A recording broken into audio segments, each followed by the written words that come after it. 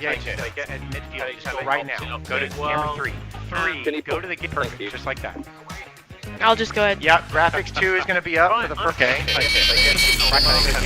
Go right now. Go to camera 3. Go. Yep. Go to the gate. Perfect. Just like that. No music. I'm going to hand to Q. Sophie. Wait for it.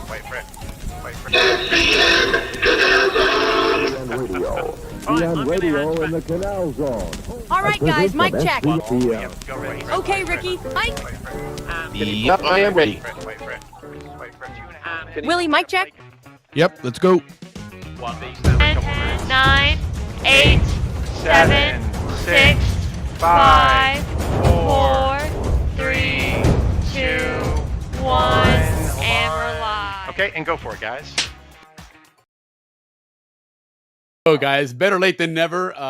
It's now, 8:06 Eastern Time, 5:06 Pacific Time, and 7:06 Canal Zone Time. But nonetheless, here we are. Happy hour at the Balboa Yacht Club. Ricky, happy Friday, man. Happy Friday, everybody. Happy Friday. And thanks again for always coming and participating with us on Friday. And welcome to all our viewers and all you weekly life guests. We really appreciate you guys. As you know, Willie and I, both born and raised in a Canal Zone, our beloved Canal Zone. And we proudly, honorably, I can't even think of all these other words, but every week we just love to bring you our weekly show known as the Happy Hour at the Balboa Yacht Club, a podcast that is all about the Panama Canal, the Canal Zone and its people, aka Mango Heads, and of course, the Canal Zone way of life. It's a show that will always update you with the Canal Zone from the past and the Canal Zone of today, which is alive and kicking, by the way. And a podcast that always, two things, interacts with all our live viewers and starts the show with the toast. So aloha to everybody out there. Shabbat shalom to all our friends. Salute. Indeed, yeah, man. It's that's what we do here. Happy hour at the Balboa Yacht Club. It is happy hour somewhere. We've had people tuning in from Japan on a regular basis. We've had people tune in from Indonesia on a regular basis, from Romania, from Iceland, Australia, of course, Panama. And then, of course, here in the United States, a lot of people as well. So it's really cool to have people tuning in and just, saying hello to us and saying hello to the Canal Zone, right? Even on the chat there, Sheila, hi, how you doing? Good to see you, Zonians. HB, good to see you. Happy Friday, Zonians. And of course, always remember, guys, like and subscribe, especially to the YouTube channel, SCN Canal Zone, all one word. Go on there, search for that, and all our previous shows are on there.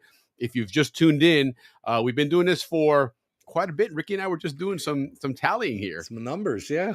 And so we're at 90 shows, guys. 90. Yeah, isn't that amazing? 90 shows now that we've done. And so we're what we figured was October 31st, Halloween will be our 100th show. So that should be a lot of fun. All right, and then here's breaking news, of course. That's something that we're all about here. So let's very important here. We have one of our favorite members of the audience, Leif Solin, our always permanent vacationer from Panama.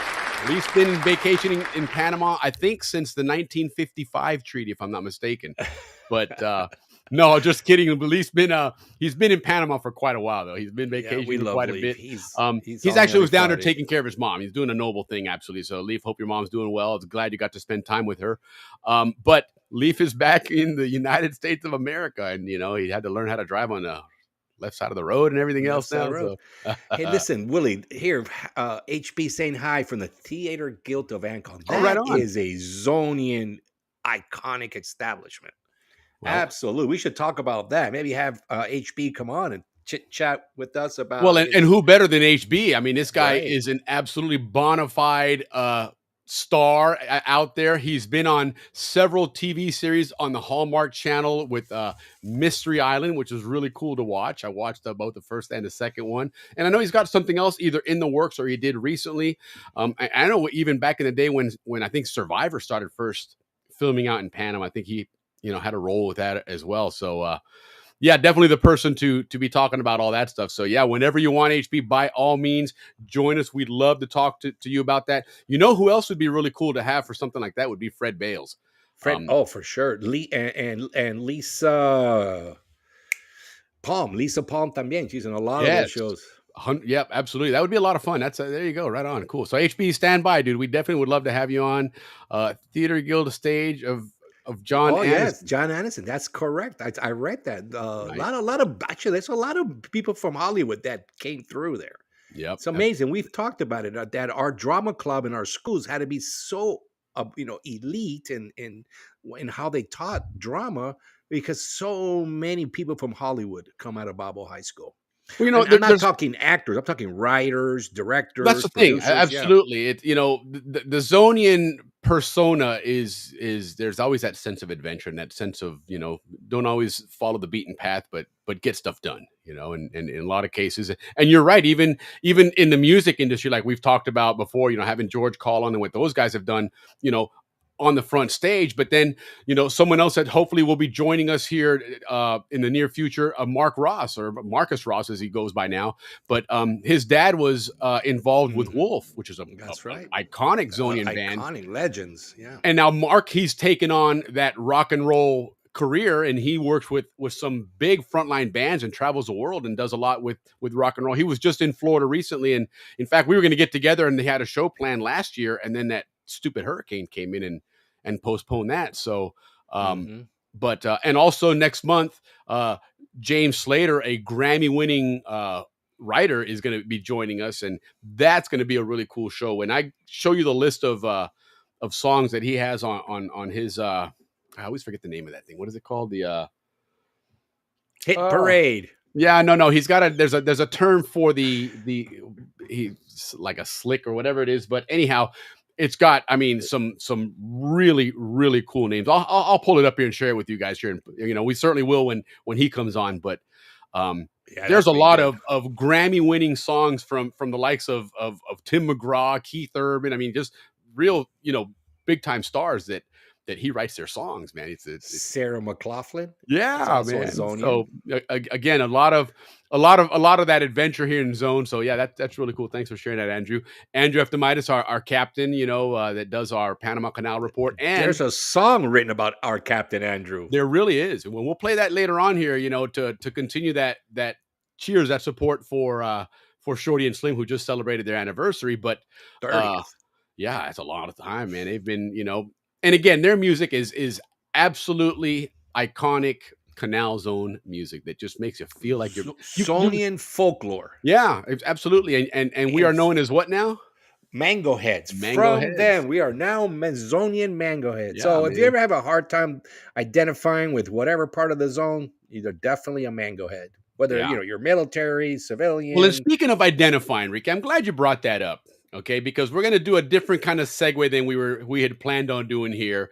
But in the green room is our guest tonight, Bud Tristano, who's going to be talking to us about his adventures in the zone. Because this guy, and I'll go ahead and say it right now, he did a lot more in his 2 years in the zone than most of us did our entire lives down there. In all honesty. And Willie, it's like this too. This is why I'm so happy you have him on. Back in the day, a lot of you guys would recognize this. When we first started, researching on YouTube, online about our Canal Zone way of life coming out. The videos that would pop out were always Bud Tristano. I remember always seeing Bud Tristano. And I was like, man, what year did he graduate? I'd always, no matter what it was, I have always, since I've been researching the Canal Zone, I'm talking like in the mid-90s, right? Something around there. Yeah, absolutely. When social media was first the started coming out. only one that had Canal Zone stuff that you can get the slide and a lot of it. Yeah, you're right.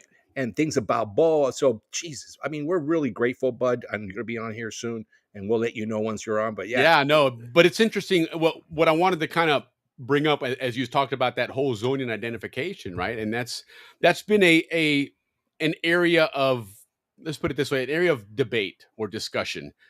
Not on Who this is show. a Zonian, right? Yeah, well, we all have our opinions on it, and I Yes. think we have a kind of a consensus here that I think makes sense. And call us biased if you want, so be it. But to me, a Zonian is somebody that lived and took part in the Canal Zone. And there are friends of mine that are Zonians that were there for a short period of time and were very, very good friends. And I mean, were 100% Zonians. And there's other friends that were there a long time and have nothing to do with the zone anymore. And so, it's a loosely used term, but I know talking to Bud earlier when we were doing some show prep, it was mentioned that over the years, because again, you're absolutely right. His name has been in the Zonian circles for no other reason other than because he's really supplied a lot of the views and the images of the Canal Zone that none of us bothered to take or keep when we were down there, right? And so, but, over the years, through all these debates and in social media, which is a great place to be, but also a shitty place to be, it's been brought up that, well, you're not a real Zonian. And so, what's a real Zonian, what's not? On Monday, when I put out a promo video for this show, I mentioned that, and I put it up with that video of the slide because that's an iconic video. A ton of people watch that video and everybody recognizes it, loves to see the slide. And that's his video. And so I said, this video was created by a Zonian, but not a CZ brat. And what I meant by that was that, in my opinion, again, my humble opinion, ever so humble, a CZ brat to me is somebody that was born, that lived down there in the zone as a kid, grew up down there, because the term brat is somebody that grew up down there and lived the Zonian life. And that's actually a military term, military brat. And I think that's kind of where it played off of, because you're right. The kids that we played against in football, et cetera, were military brats. So I guess this kind of carried over into that sense. So is Bud a Zonian? 100%. I mean, this guy, yeah. and after, if you haven't watched these videos and gone to his playlist channel, because he's got a playlist just about Panama, this guy covers everything. I didn't know how to make carne en palitos until I watched his videos. I can put it that way. So, but nonetheless, we're going to save that here for just a moment when he comes on. But it was, you brought that up and I figured, hey, what's a great time to bring that in. But yes, Lynn, 100% Zonian is in your corazon. It's in your heart. No Yeah. truer If you statement love he the said. Canal Zone, you're a Zonian. Because look, Yeah. we have a new class of Zonians, and a lot of them are not even from Panama. And it's all these, and we've talked about them a million times on this show. All these influencers talking about the Canal Zone, the past too. Even guys talking about bunkers And talking about it with reverence, right? and historical right, reverence. but in a Yes. positive way, not In a very positive way. these gringos kind of thing. It's not that at all, man. Yeah, And that's we've had a couple of on, and we've already anointed them Zonians. One's Venezuelan, one's Panamanian. Actually, we've anointed several people here Zonian. But anyways, thank you, Bud, from the bottom of my heart. I appreciate that the work you did for the Zonian community, man. He did, man. You'll see here, and again, if you haven't seen it, go check out that channel, because I mean, this guy just absolutely. He and I don't want to go too much into it without having him on here in just a moment. Because, I know. He really does. There's another statement he made that resonated so much, but we'll talk about that when he's on here. So, nonetheless, a couple other things before we bring him on, although he is on standby here. Let's just say hello to a couple of people here, and then get you've got a little bit of updates. Not really a bochincha segment, but Ricky's got some things to talk about with Panama that are interesting. One that keeps popping up is this damn airport. That poor Marcos Helaverde, people just can't settle on an airport for that guy, man. Hey, no, you're right. Let's talk about that before we go on. Yeah, well, let's just say hello to some people, because we're going to let's say hi. We'll talk about Albrook, because Albrook is very Zonian. It's a Zonian community. It's a Zonian airport. It was right next to the admin building, literally. I mean, it was, and a lot of us watched some great races there, right when the zone sure went did. over. We practiced football every day right in front of that runway, when we were playing for the Rams and everything. But that's right. So we're going to talk about what the ideas or what the thoughts are there. But HB, 8 p.m. Yes, tickets available. Okay, cool.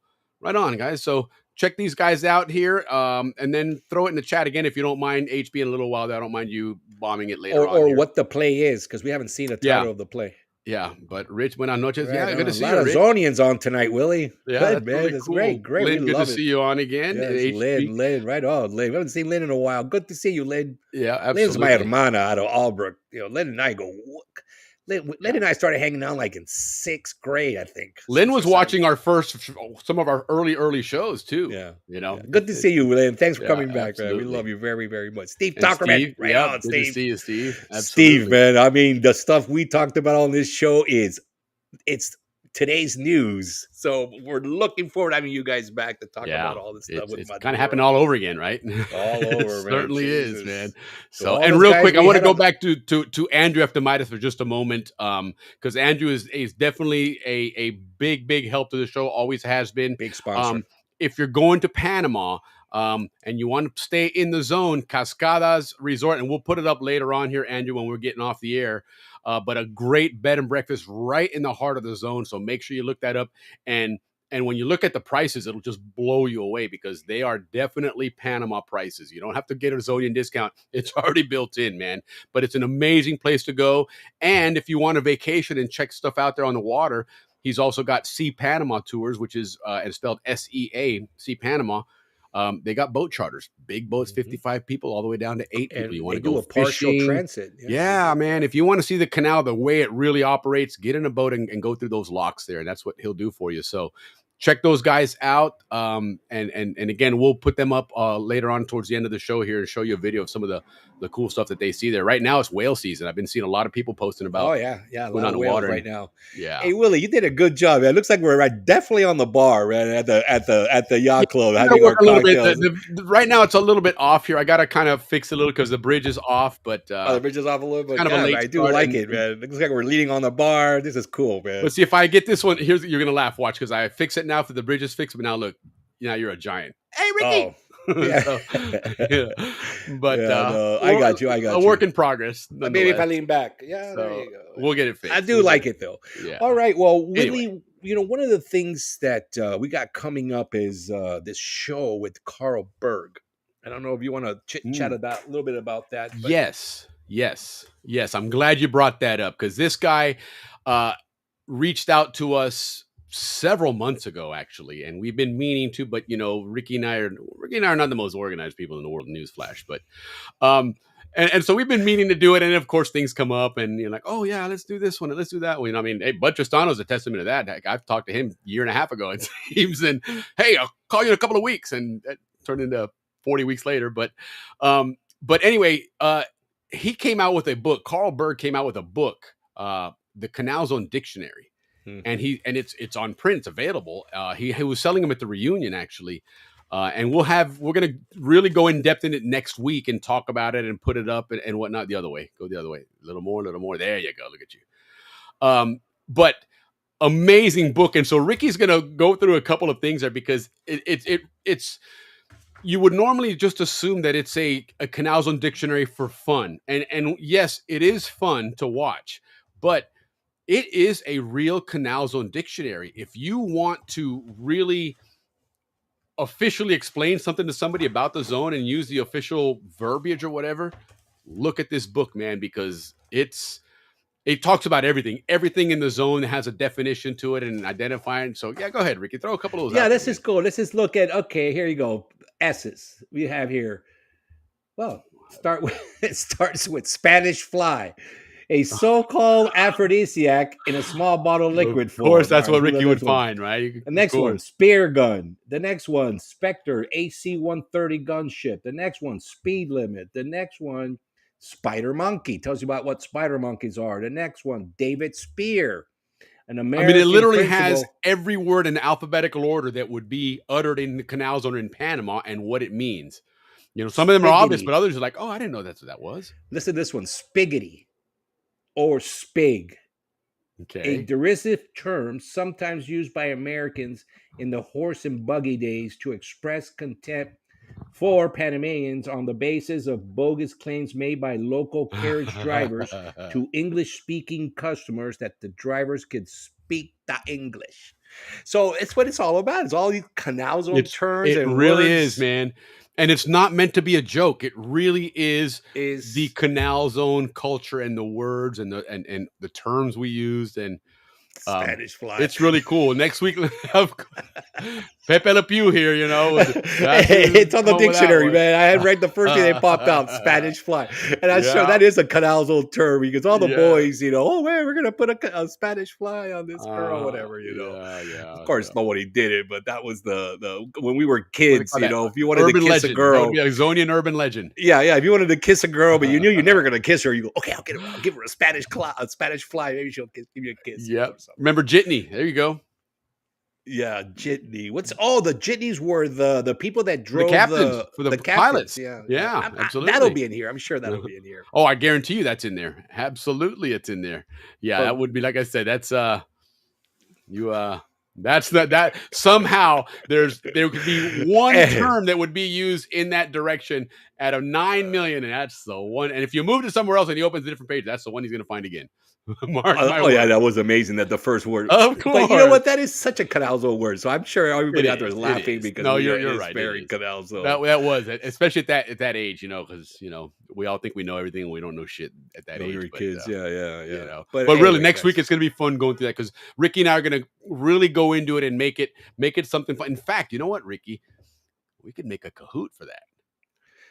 On verbiage? I mean, dictionary words? Sure. Absolutely. What does that mean? There's enough for sure that like that when you pulled out. Very few people would have known what that meant. The one spickety? Yeah, absolutely. Spickety. Yeah. So that would be kind of fun. I think we should do that, man. That'll be cool. Yeah. So cool, right more to come on that. But yeah, that was interesting. Carl will be very happy because he put a lot of work into that. He has a lot of stuff that he's done. It's really well written, guys. Honestly, all kidding aside, it's really, really well written. It's a lot of fun. And again, as a Zonian, just like what we like to do here, it's fun to just sit and go through that, right? And you can, you know, you hand it to somebody else and they look at it, and after about 2 pages, they'd be like, okay, it's a dictionary, right? And you're like, yeah, but you don't understand, man. It's really cool, you know. So it's only cool to Zonians, honestly, but it's great. It's really well done. And it's there for us. And yes, so take advantage of it. If you can buy it, help keep that culture going, man. You know, Yep. Yeah, I'll put the information out there where to get it. I know he was at the reunion. I don't think he's on Amazon.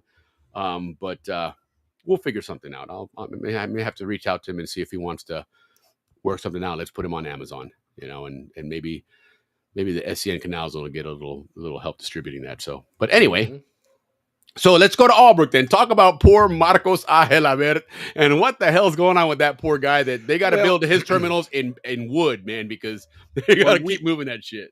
Right. That, you know, they're bringing the big train, right? It's not a bullet train, but it's similar. You know, it goes 180 miles an hour. As well so that's pretty. Might as well be to David. So they're right now in the you know, studying the possibilities, feasibility studies are happening right now. So one of the things that again talked about was having the big terminal. The big Panama terminal at the airport. So they're talking about moving everybody over to Howard. At Albrook Airport, what they're talking about. Yeah, Albrook Airport. But immediately, including myself, we started posting that not a very smart idea because you would have to build another bridge. And that's just incredibly adding way more cost, which, by the way, Willie, the bridge they are building, the price just went up $2.8 billion. Oh, my God. That's that depth diplomacy we talked about here. Yeah, of course it is. That was that. Like, we didn't see that one coming. Because even people said that, like, oh, well, all that stuff's going to go back to Panama now. They're getting out of the ports and everything. But they still have that bridge. They're thinking, oh, that ain't going to be good. No, it'll be fine. They're going to behave themselves now that they got, woken up. Bullshit. Here it comes. Yeah. Well, so there's a big debate where they're going to move that bridge. But I mean, that airport. But this is about the third time they've had that debate. Well, and the reason is because, this isn't just one rail line going out to David. This is an entire rail set with multiple lines in several areas, so that not only you're moving passenger traffic, but you're going to move a lot of freight. They're talking about that big station in Cocle that's going to suddenly be an agricultural hub. All that stuff is going to be put on those trains. And from there, how's it getting to the Atlantic side? It's going to go to that hub in Albrook.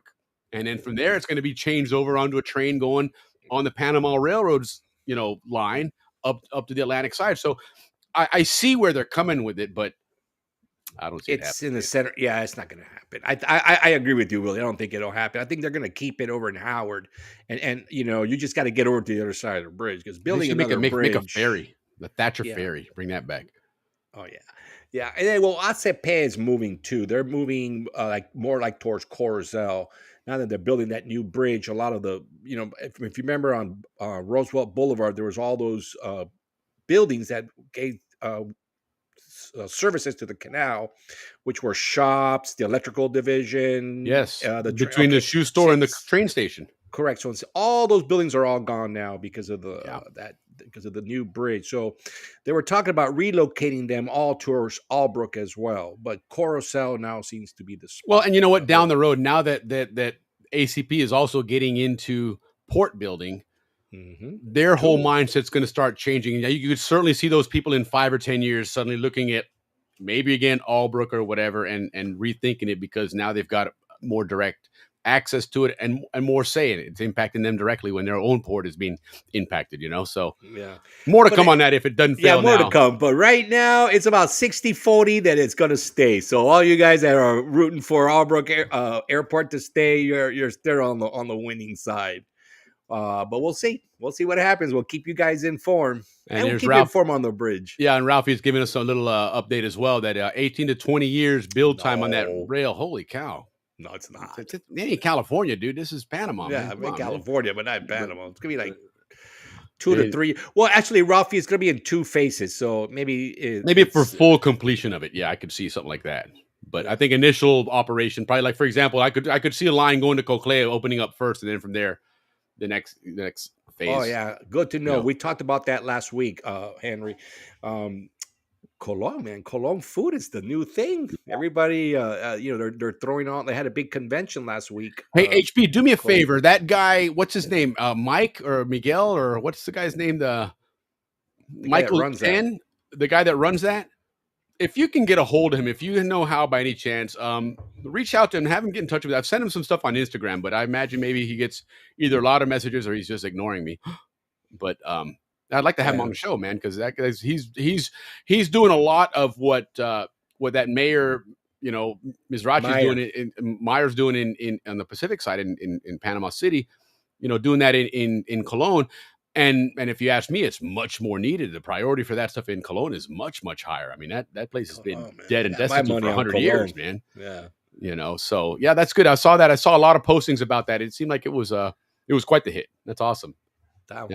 Good stuff. Went up with Willie, man. This is bring on Bud. I mean, we're all happy that we ended up want to meet him and get to know everything about him. Yeah, and speaking again, like you said earlier, of others that have become our Zonians as well. Noyar Garcia, this guy does Panama Railroad history. He was on our show a couple months ago, and fantastic job of covering the railroad, man. I'd love to have him back on because there's a lot of news on the railroad. Yeah, Noyar, you're going to be our point person for this whole Panama Railroad going into a David, man. So right on. Hope you're following that and keeping us informed on that. That'll be great. But there's look, just like the ports they're saying that there was some unconstitutionality with regards to the contract, the latest contract. Well, they're kind of applying that to the railroad as well. Sure. So we haven't heard much about that, but it's on the table. They're also reviewing that concession. Right.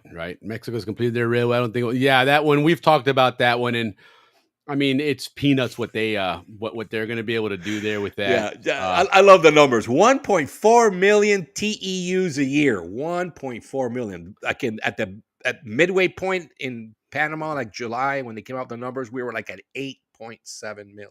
Yeah, so I mean, it's not even a dent, but it's something to watch. It's always you get them. You can't move all the freight, so let them move something. They got to move. And plus, railroads are big right now in Latin America. There seems to be a lot of people building them. Oh, hello, thank you. Hey, right on, Dwight. Somebody just see you. Bought us a beer there. Sorry, it didn't pop up on the screen there, but thank you, whoever that was. And Noyar, let me become an expert on that first. Absolutely, we'll get to work on it, man. Okay, as soon as you watch the show first, but after that, get to work on that and definitely let us know. But. No, we always appreciate your knowledge of the railroads. It's really awesome. Absolutely, yeah. Panama's huge history with railroads. Come on, 1856. Since 1856, we've been involved with railroads. Yeah, no, absolutely. But we're not here to talk about the railroads. We're here to talk about life on Howard Air Force Base back in the 70s, specifically 1978, 1979. Because there's a gentleman here that is very knowledgeable of the canal zone. In fact, he's shot of footage of the Canal Zone, more so than places I've seen. But nonetheless, Bud Tristano is with us here, and he's been a avid fan of Panama. He made the best of those 2 years there, and I'm going to go ahead and just bring you on and not try and drag this introduction out. But Bud, thank you for joining us, man. How's it going, man? Great. Yeah, I really appreciate you inviting me on. No, absolutely. We appreciate you and appreciate you being patient because, like I said, a little while ago, I reached out to you a long time ago and said I'd get in touch in a couple of weeks, and that couple of weeks stretched out to be quite a few weeks. But nonetheless, Bud Tristano, guys, spent 2 years in Howard Air Force Base. He worked on helicopters on the flight line there at Howard, and like Ricky said, he's referenced a lot of this guy's material when he's looking at stuff. Anybody that's seen a video of the slide, the only video I've ever seen, I think, is the one that he shot. So, Bud, welcome. And real quick, I want to bring something up that we talked about just a moment ago. In our eyes, with what you've brought to the Canal Zone community, I'll bet if you could look at stats on those YouTube views for that video, I bet 60, 70, 80%, if not more, are Zonians anyway. So you definitely are a Zonian. Like I said, you're not a CZ brat because you weren't raised in the clown. You didn't grow up running around in the zone, but you did some running around there nonetheless, man. So tell us your story, Bud, before you even got to Panama. So where do you want me to start? In the beginning? in the beginning. Like, where were you born? And how'd you get to the Canal Zone? Beginning, it was dark. Okay. And how was that story when you first they told you you're moving to Panama? Yeah, and even before that, Bud Tristano story. All right, so I'm originally from New York. I'm a native New Yorker. Right on. And, upstate of the city? I'm in the city, Queens. Okay. We lived in Queens. Look at you. Right, my parents split when I was about 4, and we moved to New Jersey with their mom. Okay. I spent 6 years all through elementary school in New Jersey, and then she brought us out to Pennsylvania, all the way on the western side, and that's where I learned to love the woods and stuff, hunting and fishing and all that kind of thing. Yeah. And somebody in our family was a high school teacher, and the Air Force recruiter was making the rounds for all the high schools, and she invited him to the house, and he drove like an hour over back roads on a Saturday just to talk to me. Okay. I was impressed. Yeah, well, just the effort alone was like, this guy came on a Saturday. Yeah, heck yeah. Yeah, I was all of 17. Signed the name of the dotted line before I even turned 18, and my mom had to sign for me too. Right. So I was only 17. Well, I'm glad he did a great job of that, because it brought us somebody that would end up capturing a lot of who would have known back then, that you fast forward to this time, because back then when you were shooting those videos and we were watching that, we weren't thinking the zone was going to come to an end. I mean, maybe in that case, I guess it was 78. So the treaty was just in the heat of it getting signed and negotiated. But prior to that, CZ forever, like I said, on that hillside, and so we took it for granted. And you were there on a 2-year stint going, hey, I'm going to capture a lot of this. And thank God you did, man, because look at that. There you go. Yeah, for sure, man. That is an iconic I had to picture. download off. Yeah, I had to download off the internet and print it out, because I can't believe I didn't take a picture of that, because I saw it every day. Right. It's such an iconic view. Yeah. Why didn't we get selfies of that in the background? That picture was on the spillway. Well, and the other thing you think about this, guys, in the 70s, you had to be selective. Okay, you didn't have delete and shoot again.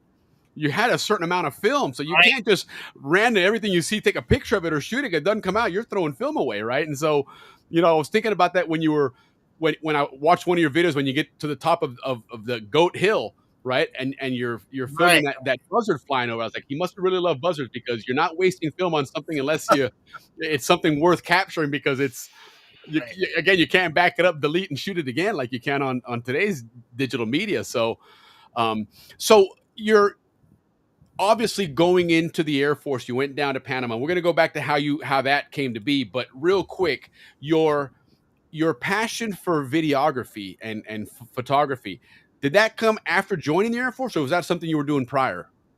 Goes all the way back to when I was a little kid. Wow. And thing is, not many people had a movie camera, so that was kind of unusual, because nowadays everybody can shoot video with right out of their pocket. But one of the biggest problems I had when I got the movie camera in Panama, every time I pulled the movie camera out, somebody would mood me. So there's like I had to edit out all the moons for YouTube. There's just Oh, that's one moon. fantastic. Yes. I'd come home on leave and like with my films, and we'd find a projector, and like both my family and my girlfriend at the time, her family, they'd be getting mooned every 5 Oh, seconds. that is hilarious because that is so Those 70s too. Yeah. Oh, So- that's fantastic. And then, I just thought if I put that on YouTube, somebody would complain and they'd want to. of course they would. Of course they would. Absolutely. No, too sensitive for that stuff in this world today. But you mentioned that went from New York to Jersey, and then from there you guys went out to Western Pennsylvania, and that's when you fell in love with the outdoors and the woods. And again, guys, if you look at his channel, right, he's got the playlist, and the one, obviously the Panama one is fantastic, and it's got all those videos there. But he's got a ton of other videos, and it really is an avid outdoorsman. So how did that come about, other than just because you were out in that region? So did you live out in the rural area as well, out in the woods, or? Yeah, right in the woods. I'm still in that camp. I'm in an old hunting camp, and there's not much woods left, but I'm in the middle of what's left. So Right on.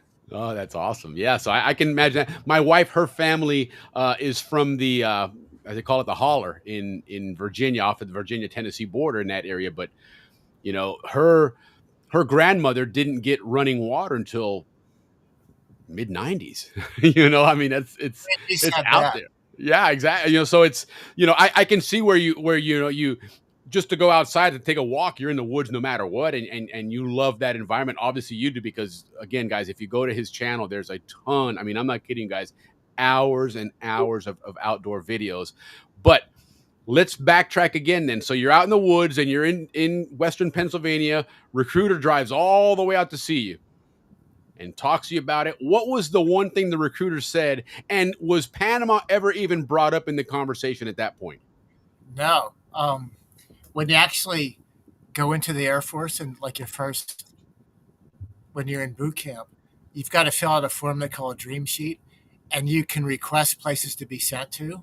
Okay. But only if there's an opening. So that's what they call the dream sheet. So Panama was one of my choices, but I had a bunch of stuff like Hawaii and Alaska and Italy. But you did put Panama the on other thing is, my third overseas choice. But what's really funny is everybody goes in the military to see the world. Right. As soon as you fill out your dream sheet, the stateside assignments, everybody puts the base that's closest to wherever they grew up. So it's kind of well, it's funny. No, go ahead. Yeah, I even did that. So my first stateside choice was upstate New York, which is the closest base to my house, which I feel silly about it now because you want to see the world, and there you are putting down the closest base to your home.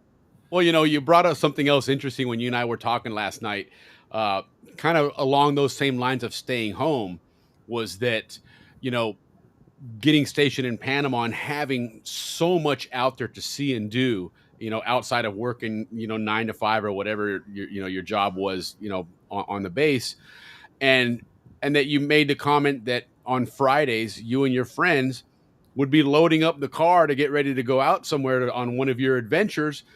Right. And the guys are in the barracks there watching you guys. And when you pull in on Sunday, it's the same guys in the barracks there watching you guys. And a lot of times they're like, man, Panama wasn't all that impressive. And right. Well, yeah, when you stay in the barracks the whole time, that's kind of what happens, But, again, having that outdoors environment there and having what is just a fantastic place to experience in outdoors and in a whole different environment in a rainforest. That must have been just heaven for you. Did you know about that in Panama prior to arriving, that it was a rainforest like that with all that available? Yeah.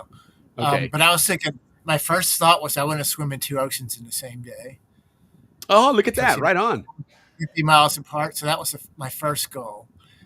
And I wanted to get into scuba diving. I'd watched that on television and never thought I'd ever get a chance to do that. So that was a big priority of mine. But I missed out on a lot of stuff. I hardly did any fishing at all. That's a regret of mine. I wanted to do a lot of fishing because I grew up with a love for that.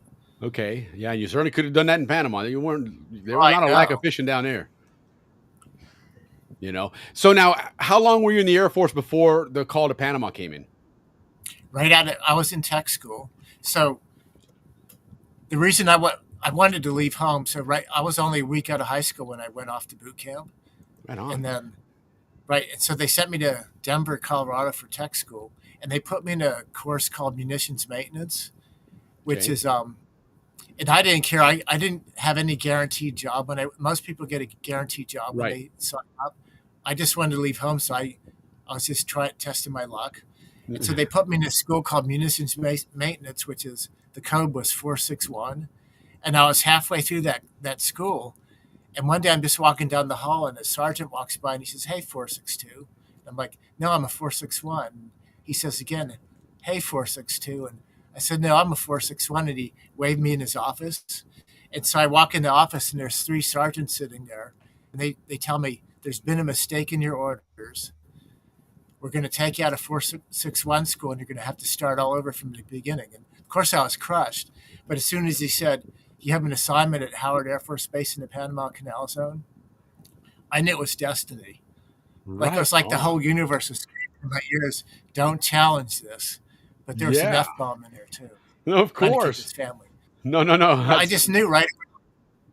It was almost like this was meant to be as soon as they said that. So now, did you know any of these sergeants, or was this just? Why? Yeah, not close, but yeah, to see him around the hallway and go to the office sometimes. But they never came to my room and said. They just waited until they passed me in the hall, so they probably knew about this for a week. And they let me go to the wrong school for another week. So that part wasn't fun, starting all over, you know. But now you're ready to go to Panama, which was what you wanted. So at that point, it's like, all right, no problem. Wow. Yeah. So I got over that, and everybody was telling me, "You got to fight this. This isn't right." Which I see. When I know I'm glad you didn't listen to him. No, me too. Wow. So I mean, right away, of course, you go back to the beginning of school. And did you stay in Denver? Or did you have to go to a different tech school? That was in Denver. So that was what they call weapons mechanic, which is a similar career field. The munitions maintenance are the guys across the runway at the bomb dump. So they assemble and store all the ammo and munitions and stuff, and then they bring it out to the flight line when it's time to load it. And that's when you guys take over. Exactly, yes. Okay. I think that would be more cool anyway, to be out there on the flight line. It was, yeah. It was it sounded kind of boring, you know, just to be out the bomb dump and assembling bombs. And it was kind of boring, but like I said, I wanted to leave home. So it's like, sure. What do you want me to do? Right. And we're going to show some of that video here in just a moment, but I want to keep going with this story because this is fantastic. So you're going to go to Panama. How long was your school before you finished there and then you get to go to deploy to Panama? I was probably a couple of months. Okay. And then on top of that, to add insult to injury, there were so many people that were funneling through that school that there was a week where there was no coursework. So hold on.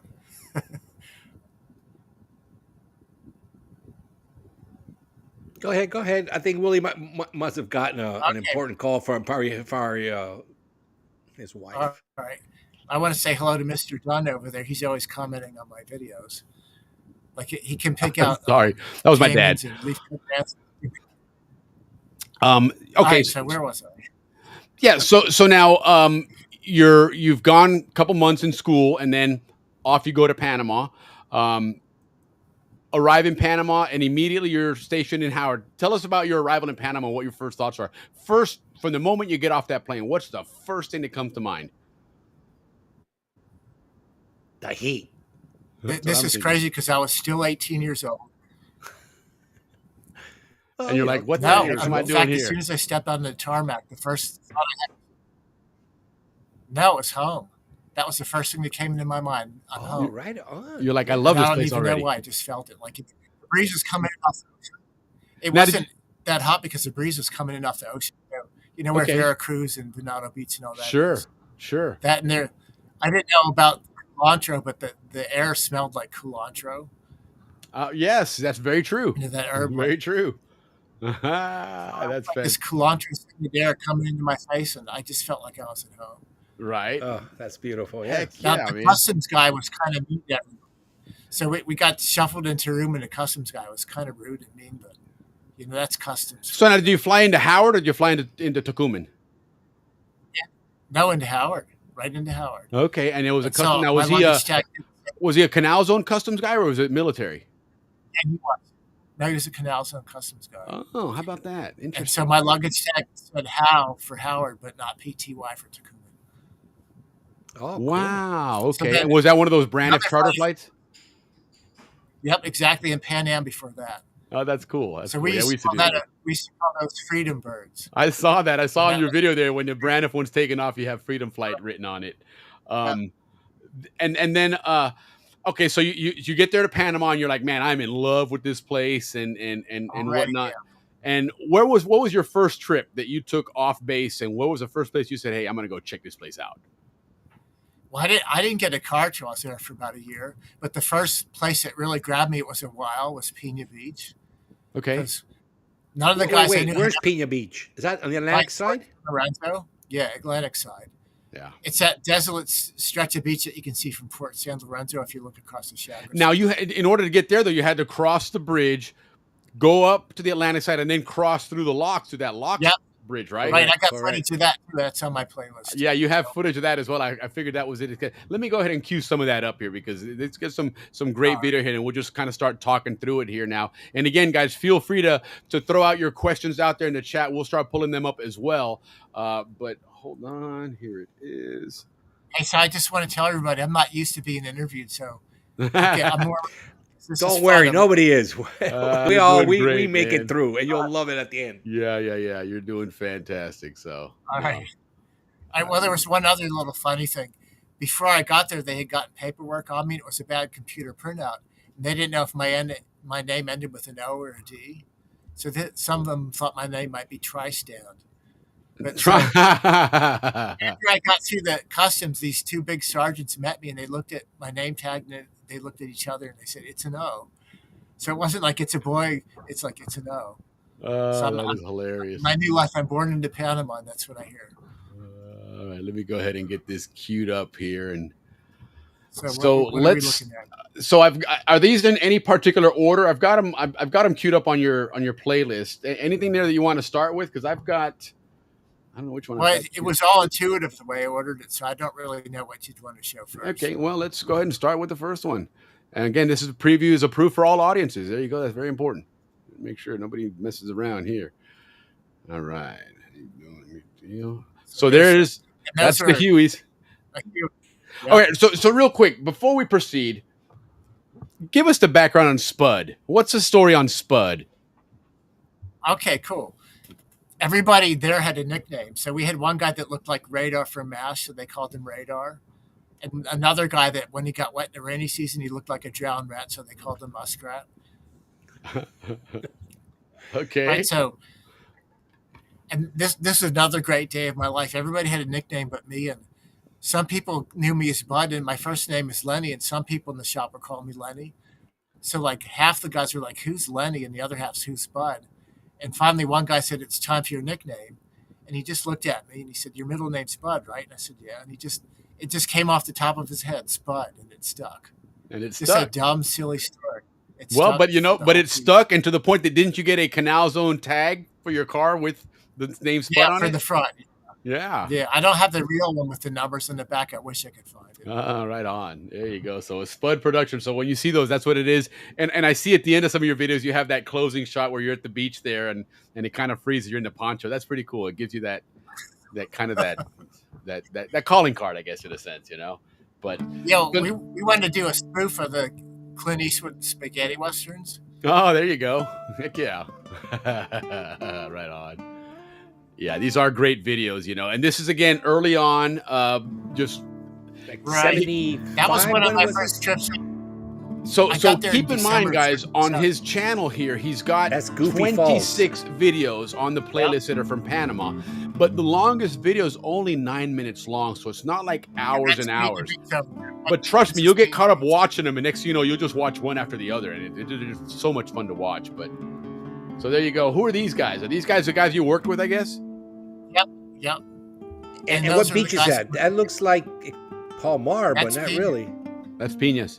Piñas. Atlantic Okay. side. Yeah. So there's a little bit of surfing Yes, there. I sir. think any Atlantic siders might want to chime in if there's some surfing out there. Where we can see his movies. Print out. Yes, absolutely. I'll get. Sheila's asking if we can put that out there.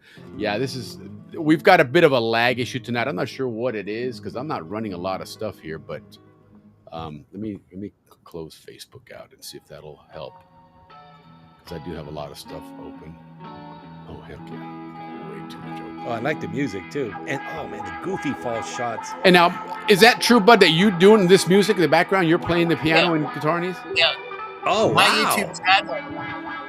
YouTube channel was supposed to be a music channel. Oh, right on. That's the French cut there, guys. Oh, beautiful, man. That's so cool. Now we've got to get to the bottom of this. All those historians that you get on that are so knowledgeable. Right. Those what we call the French cut. I'm 99% sure that those are U.S. done because they are. That's correct. It has been corrected, but the term I think has stuck, and it was always referred to as a French cut. But you're absolutely right. That is not French. I still get grief online about it. People insisted I'm full of it.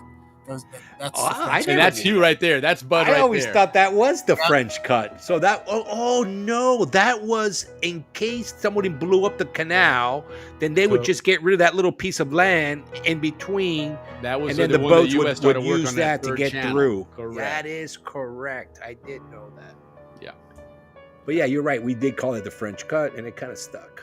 Yeah, it did. It just kind of familiar. Look, there's Mirror Florida. Oh, there's Jerry. Is that you, Bud? That's me. Yeah, that was my buddy's motorcycle. I never owned one. I always wanted to own a bike, but I never got one. That's fantastic. Toboga, beautiful. Yeah. It's funny how we took that for granted. I remember some weekends, like, what do you want to do this weekend? I don't know. What do you want to do? Oh, let's just go. Like it was like in that. But that again, make the best of your opportunity. People pay money to go to these places to hike in these mountains and to see these beaches and stuff. And here you're getting paid to go and live down there and do this, and so again, back to what you said earlier, you guys on Fridays are packing up the truck with the coolers and everything. We're going for a ride somewhere, and the guys are watching from the barracks, and they're still there. And that was the Zonian way, So you're right. You are Zonian DNA level through and through, man. Absolutely. I mean, the first thing he felt when he got off the plane was, "This is home." Yeah. Right on, bud. Absolutely. So I never did the filters there, didn't I? So let's move on to the next one. And again, these guys are. Let's see. Here's this. Let's go back to what you were doing your job first, okay? And so this is a great video here. This Cam's one, and I love the whole theme there. You're kind of doing the whole play off of MASH and everything. It's great. Yeah, exactly. I've actually synced that up with the actual soundtrack. Oh, I very want to cool. upload it, but YouTube, if 3 copyright strikes and the whole channel comes down. So it's a shame because it's synced up beautifully with it. But you double check on that, because if you're not trying to monetize it, I don't think they'll hit you with one. But double check just in case. But yeah, 3 strikes and you're out. Okay. Because also, the one spaghetti western, Clint Eastwood, it was called For a Few Dollars More. Right. I started a spoof of that, and that syncs. I got the soundtrack music for that, and that syncs up perfectly. But well, I'll tell you what. The other thing you can do nowadays with AI is load that song in there and say, "I want a song similar sounding to this." Yeah. And then sync that up, and you'll get something really cool as well. But so here's the flight line. This is your job. This is what you got to see all the time, right in front of you. And that's some of the stuff that you were loading ammunition for, correct? Because I did see a video where you do this here, or it's this one actually later on. And I was actually jealous of the flight crews. I mean, I thought, why didn't I become a gunner or something? Right. But like I said, I just wanted to leave home. It's like whatever you got for me. Yeah. Hey, things happen for a reason, man. And it puts you in a place where you may not have had the same time in Panama, because a lot of times these flight crews are cycling in and out of these places, and so, but look at that. That's so cool, dude. There you go. Yeah, I got to go on one flight, and my luck, they'll let you shoot the guns if the guy on board's an instructor, and I got the flight that had no instructor. So of course. I was so bummed. Yeah, here we go. All right. And that shows you how those belts fit together. So now, was in the footage here where they're shooting it, you didn't get to, that wasn't you shooting it then? No, when I'm in the shot, I'd have to give it to somebody to shoot. Like, that's me there. Oh, okay. Well, yeah. So I was like the director in that case. I'd tell him what I wanted to do. And Usually they comply. And Sometimes now, they mess with- now let me ask you something. So you're doing this, but your job is to be loading and like you're doing there. Did anybody ever give you a hard time and say, "Hey, man, you can't be out here filming this stuff"? No, we cleared it verbally. And nobody cared. Okay, I didn't have to cool. go like in any paperwork. Right on. Well, that's awesome. Okay, and these are O2s. They're like Yes. the military. The Bronco, Cessna right? Cessna Skymaster. Skymaster. Okay. Yeah. Now, I remember seeing these on some of those public service ads on SCN. You'd see them, and they would over Empire Range shooting the rockets. I'm assuming that's what they're getting Yeah, ready all to do here. all they do is mark targets, basically. It's got to be dangerous in wartime because you're right above the canopy and anybody on the ground could be shooting at you. Yeah, because they're not very high up. Ah, that's funny. Same with the choppers. They're actually flying sideways over the terrain, and the one gunner's shooting straight down, and then they'll flip over 180 so the other gunner can shoot. But they're right on top of the canopy and so vulnerable. Is that what I guess for the guns to cool down? That and like there's almost no break. Okay, now these A7s, they rotated in from Guard and Reserve bases. We didn't have anything to do with those. Okay. So, but here's the great mystery. Some of your historians might be able to chime in.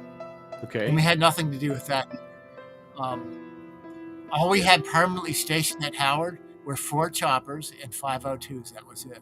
And 4 A7s rotated in from the Guard. Really? And we used to ask, yeah, this seems kind of strange that you got this tiny little operation. And they For would such always a big say, base. well, yeah. And they would always say, well, we can have F4s here in an hour from Florida, so we don't need them. But all these years later, I think it was a cover. I think it was a cover story. You know, I don't want to get in trouble for saying. No, you know, we'll deny everything here. You have plausible deniability here. That's all now, I did. the other one that we used to always see, and you could see those from far away, of course, because they were so big, was the C-141s that were always lifting up out of there. But none of those were the C-130s, so none of that stuff was stationed there. They were just rotating through as part of their training, I guess. Yes, here's part of the mystery, and this wasn't classified. You could go to the terminal on Howard, and these cargo planes were coming into Howard and Panama, and they were flying all over South America.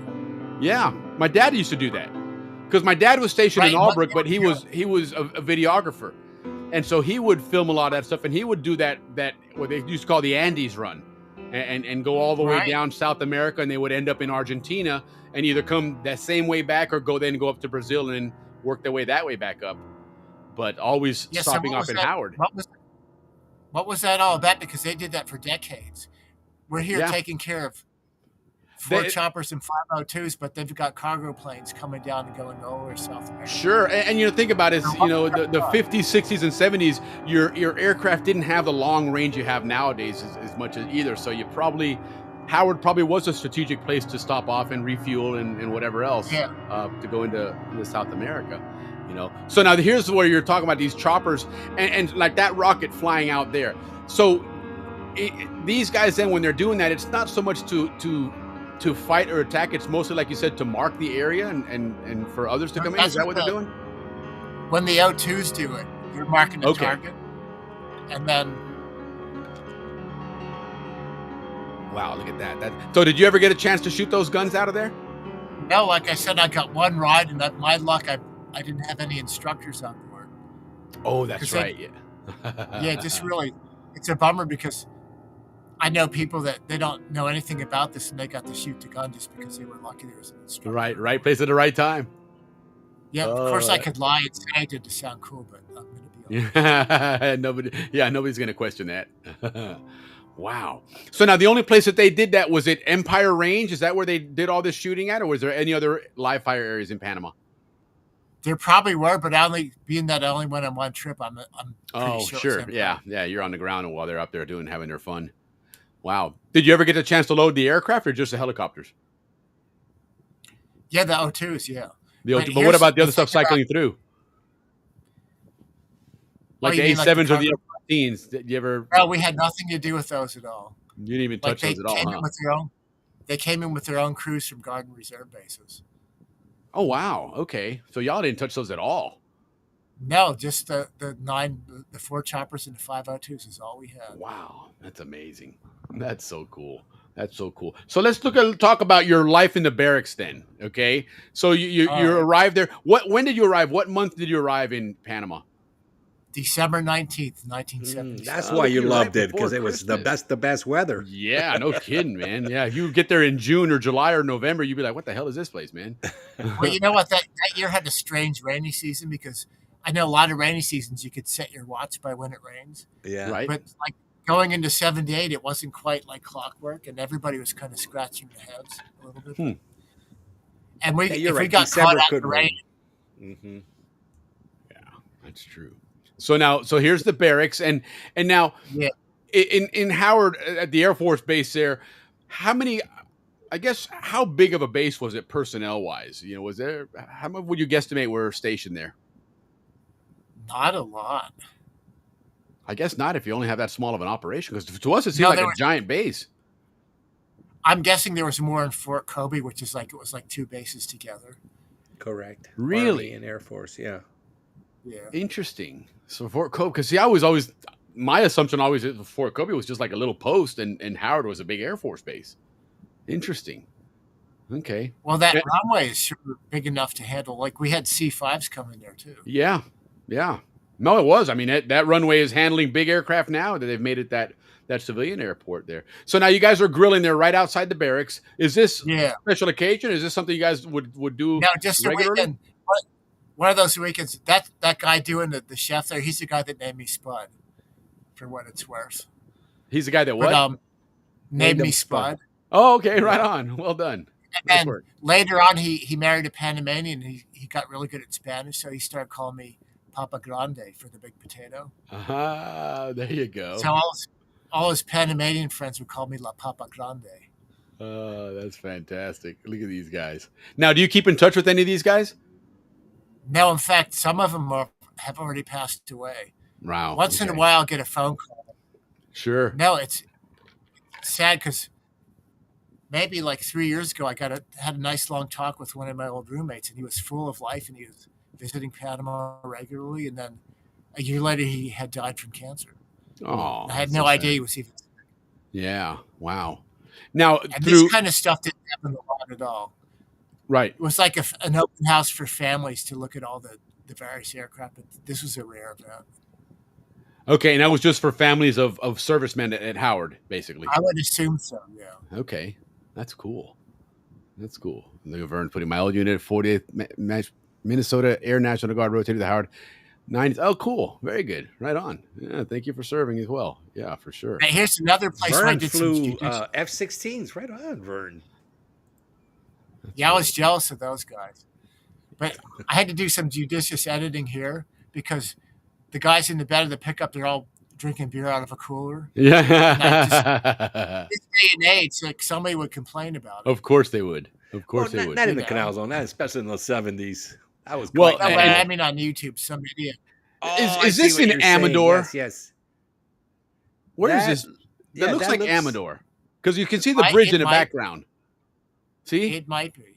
Look in the background there. See, there's the bridge. That's got to be Amador. Yep. Probably was. Okay. Interesting.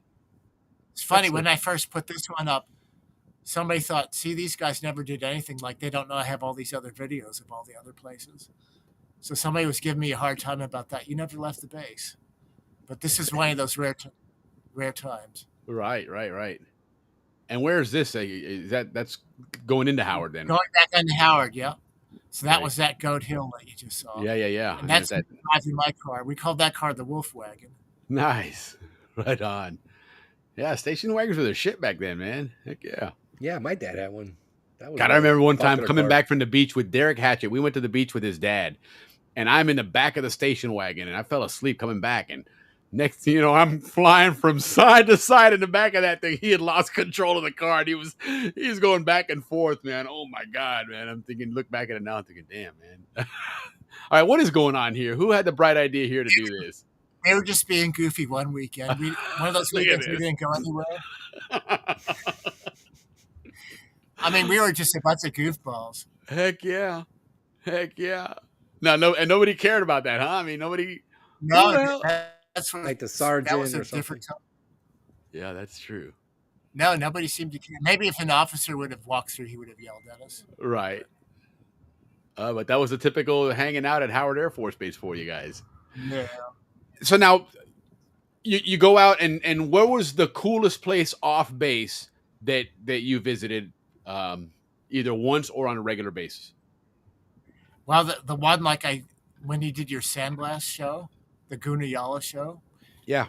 We went out there for our scuba class, and that was the one time I forgot all my cameras, and I've been kicking myself to this day. That's right. You did mention that in the chat when we put that show on. It was the most amazing, one of the most amazing weekends I ever had. Now your camera wasn't an underwater camera, correct? No, but I thought maybe I could rig something up with a plastic bag, but I didn't want to take the chance. Yeah, no, good thing you didn't. That's the big. It's not like you could easily replace a camera back then, so. That's so cool. All right, so let's go to see Piñas here, because that's an adventure. They're going to Piñas there, and again, quite the drive for you. And this one, Vern can chime in a little bit because Vern's an Atlantic sider. But how did you guys decide where you were going to go, and what was it, a regular group of you, or was it just you with whomever that wanted to go out that weekend? Yeah, there were different. Because guys were rotating in and out, so there'd be like stretches with the same group, and then some guys would leave and some guys would come in. Okay. So now, when you went down there, you didn't arrive with anyone else, that you kind of just yourself and no. I was really like a green kid right out of the backwoods of PA. No kidding. But so the first time we had never been to the Atlantic side. And we just loaded up the cars and decided we didn't know where we were going. And we almost gave up because we couldn't find the beach. And we just landed on Pena Beach and camped for the whole weekend, and we got addicted to it. That's fantastic. So you guys, you went over the bridge, the Thatcher Ferry Bridge, the Bridge of the Americas. And then you caught the, I guess, Gaylord Highway all the way to the Forest Preserve and then the Transismian, or did you go through Panama? We went through Panama usually. Okay. And then I don't. It's been so long. I mean, and there were checkpoints on the Atlantic side. Remember, with LaGuardia, you had to stop. Yep, absolutely. Yeah. Well, see there, if you went, like, you remember when you were going like the Miraflores locks and all that stuff, right? You'd go down Gaylord Highway. If you kept going on that, where it would go to Gamboa, do you ever have a chance to get out to Gamboa? Yeah. Okay. So my boss collected butterflies there in the jungle. Oh, so did my dad. They might have even done it together, because my dad was an avid collector out there. But now, so when you would get to that road where you would make that turn, let's be real. Yeah, this is a little commercial here. But you get to that road where you make that left turn to go to Gamboa. If you kept going straight, that's called the Forest Preserve. And when you go through that, at the end of that road, you'd come into the Transismian Highway, which is the way you guys ended up going through Panama to catch it. Yeah. So that was a shortcut, would have got you through a lot quicker to get over there. But nonetheless, you got there, and then so now you didn't even know where you were going, and you just said, "What the heck, man?" No, and we almost gave up, and finally we went around the corner, and there was Pena Beach, which is here. This is back to Pena Beach. Yeah, that's so cool, man. And this is, if you walk up the coast, this is what you'll see if you walk up maybe a half mile or so. Okay. Little waterfall in the middle of nowhere. And that's fresh water. You can drink that water. Yeah. That's amazing. I sampled it. It was probably a bad idea, but I sampled it. Yeah, anywhere close to civilization, you don't want to drink it. I'll tell you what, though, back in the 70s, probably not too bad of an idea, but today, forget about it, man. I've seen some stuff in Panama, which that mayor wants to clean up. Some of those rivers are just, God almighty, it's disgusting how bad they've gotten. And the crocodiles. Yeah, that is amazing. Let me ask you, in all your adventures out there, going around in the water and stuff, did you see a lot of gators and crocs and caiman? Only caimans. In fact, they told us, we had classroom briefings about Panama, and they said that all we had were caimans there. So I was shocked, like years later, to see pictures of crocodiles. Right. But okay, so let's go back to that for just a moment there. So you arrive in Howard, right? You're okay. I'm in Panama. I love this place. What's that process like to, I guess, not indoctrinate you, but I guess kind of fill you in on what goes on enough? Because you just mentioned they had classes on that stuff, but I can't imagine they're going to wait 6 or 7 months to do that. They probably want to get you informed right away. Classes right away. Yeah, we had classes on that stuff right away. And how often are they rotating people in? Is it like weekly that they're going to be doing that kind of stuff, or? No, like for permanent duty assignment was a 2-year assignment, and then here's the other thing: when your 2 years is up, you can request to extend. Okay. But I was such an idiot. I thought I could undo a Dear John letter. That's my car there. So I regret it now. Yeah, because you could have stayed another 2 years, huh? Another year, yeah, would have been a year and a half if I. Sure. But Wow. I really thought I could go back to the States and win back a, girlfriend. But look at you. Well, there you go. I'm in See, love. that's what happens, and then you missed out on Panama. You would have found your wife in Panama I had eventually, but no, everything happens for a reason. I'm a firm believer in that. There you go. That's a spud production. See how it ends there? let me go back to that real quick. That's their trademark ending, I guess, right there. And then it freezes a spud, and it is very Clint Eastwood, or I guess the good, bad, and the ugly, and all that back then. But year and a half goes by, and did you ever go back home on leave, or did you stay there the entire time?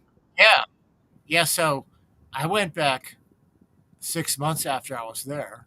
Wow. And then, so like they let my boss seemed to have this. He was wrong, but he had this idea that if you went to the States on leave, you had to use 30 whole days all in a row.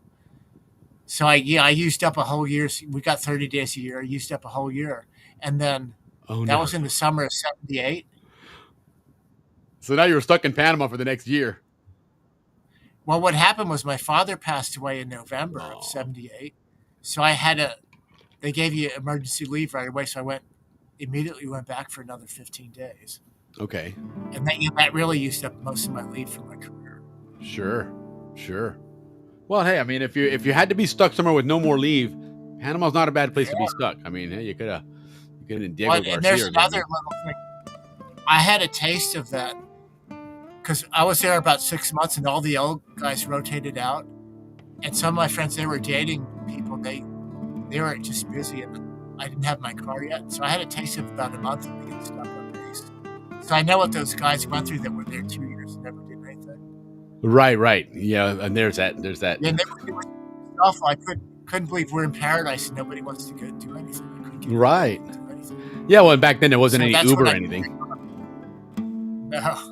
Yeah, and I would imagine it would be easier, for example, somebody either in the Army in Clayton or in Albrook, because you're practically in the zone and you're right next door to Panama City, so it probably would be easy to catch a cab or a bus or whatever and get out and do things. Whereas, and especially you think about the 70s, there wasn't much around Howard at the time. Arahan was, 15, 20 minutes in one direction. You had Veracruz, which I can't imagine was a happening place in the 70s. So, I mean, if you don't have a car, you're kind of stuck on base there, man. That's so it was about a month and it was just awful, but I quickly got it together and got a car and was back at it.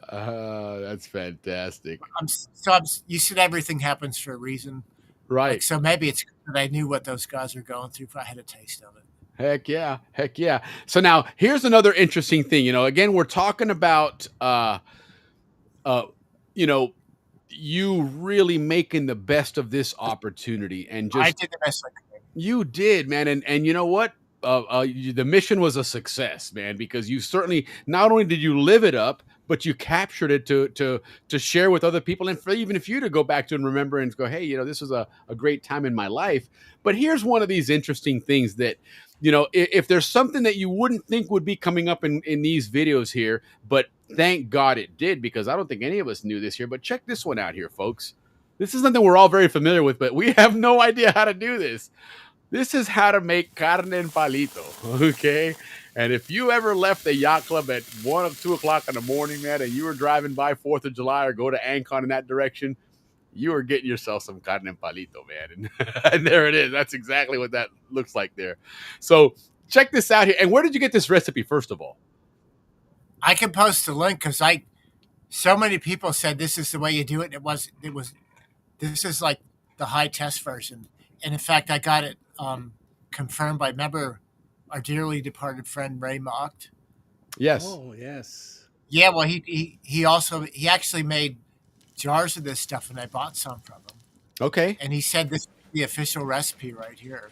Nice. Okay. So I love But how you're taking your oranges, and of course they got to be the oranges from Panama, which aren't exactly your navel oranges, yeah, I nice and know. sweet. That's what Ray said. They probably picked an orange off a wild tree that was in the cart. Yeah, yeah, which most of them were back there, you know. And now this oil here is the oil that you cooked up those seeds and the leaves and stuff, right? Yeah. Okay. Yeah, and you got to be careful because if you burn the seeds in it, it takes off. Okay, gotcha. And So that's your low marinade. heat. Okay, there we go, folks. And here's the thing, though. There were a lot of bogus recipes, Right.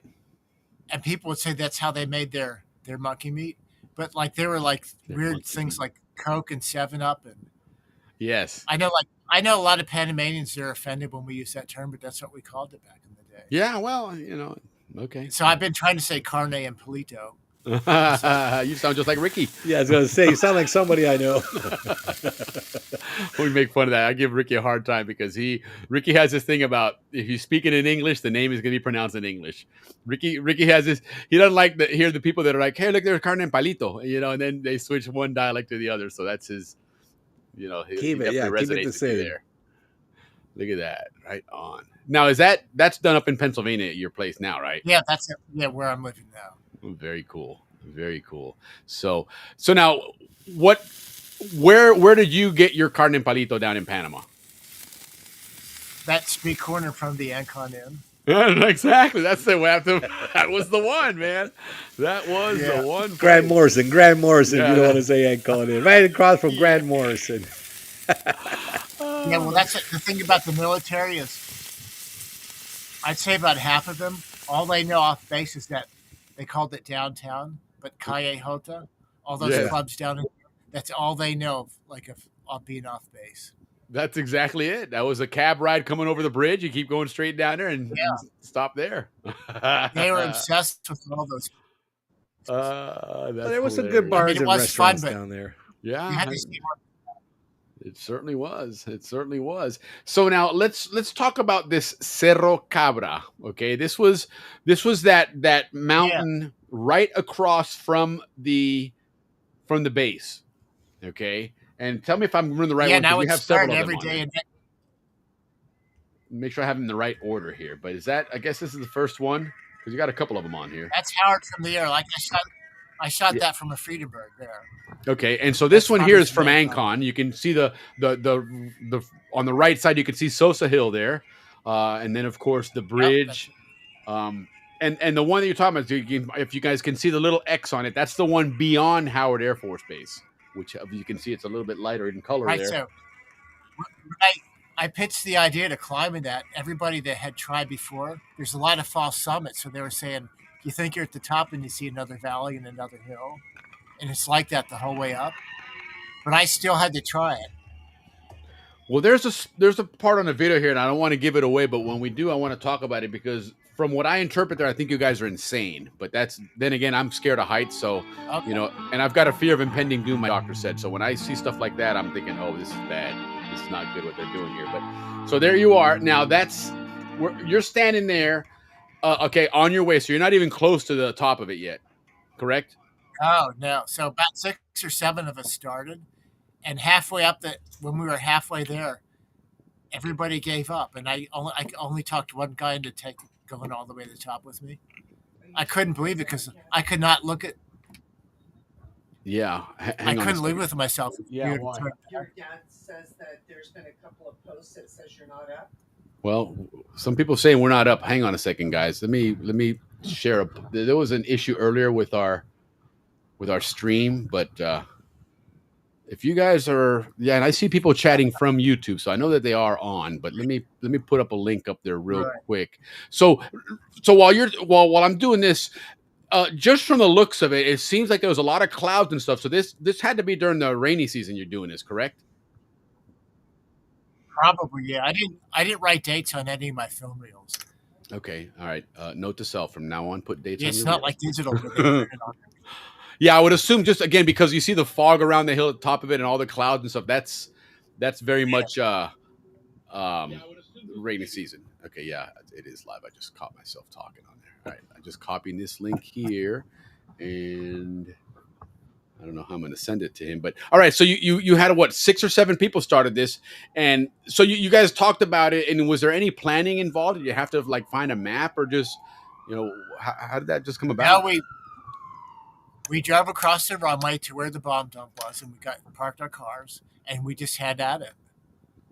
So you just started going through the woods? Yeah, we went into that really tall grass, and we had to like whack with machetes and stuff. I saw that, and again, I'll go ahead and hit play here in just a moment. I'm trying to multitask here. Give me a second here, but all right.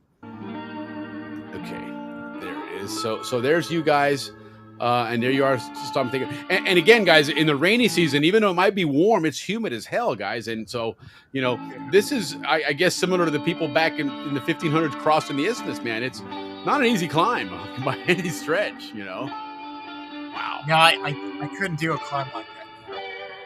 Yeah, that's crazy. And there's the view from all the way. And then I took a real chance. It looked like the backside would be quicker. Right. So the guy that came with me, we decided to walk down the backside of Veracruz. Yeah. Okay. One of the burn pictures. Hang on.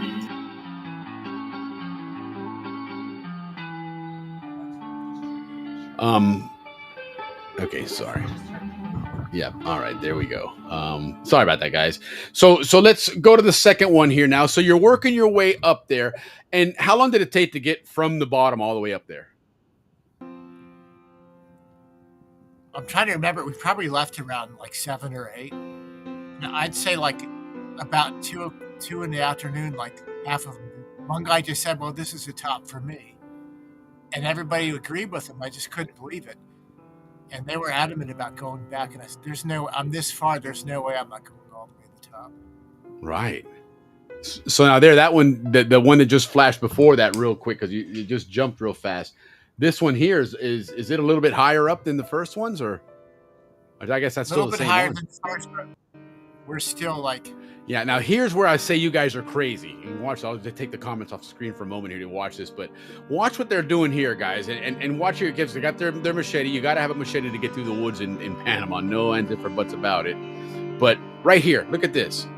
Look at the height of that solid grass. Yeah, but now look what's beyond that. Here's my thought. I'm going to push that grass, and next thing you know, I'm going down a cliff about 80 feet. Right. But look at that view now. Once you sit that's there, where they gave up with that view right there. Okay. So this isn't quite the summit yet. No. And there's your fascination with the buzzards. Yeah. As we as kids used to name that the Panamanian Air Force. Yeah, we had that joke too. That's amazing because look at Ancon Hill. You're almost looking down at it. Yeah. And Sosa's really... Yeah, Sosa's like a little mound. That's incredible. And that gives you a great perspective. That footage right there, this is really cool. I'm going to pause it here for just a moment right here. Okay. From that perspective, you realize how close Howard really was to the canal and to us here. It was just, all those hills, I guess, kept it always hidden, but it really wasn't that far from there to the water and then across to the yacht club in Amador, which you can see right in the center of the water there is the Balboa Yacht Club as well. But that's a really cool perspective. Again, I didn't realize it until watching this, where it actually was in relation to, to the canal and to the Pacific side or Balboa, I guess. The east. I didn't really know that up there. Wow. Look at that. Wow, that's amazing, man. So did you make it all the way to the top? I did, yeah. Me and one other guy. Okay. And you'll see that you saw...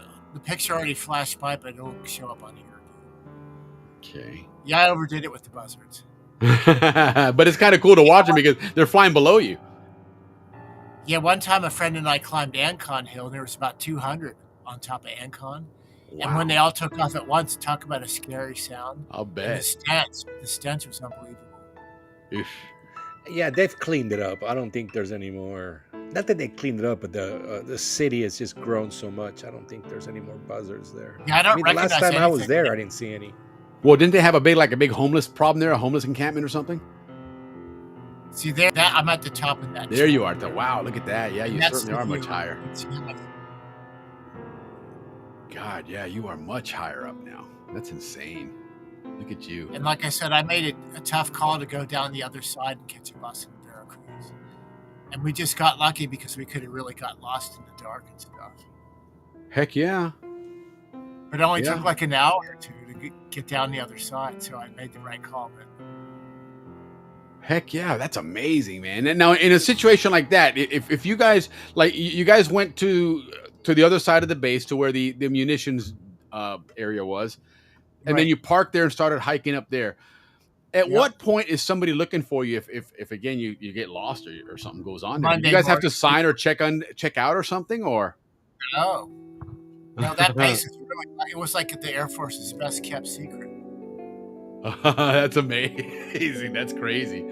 Oh, yeah, I know some guys, they weaseled 13 years, like the career guys, 13 years in Panama.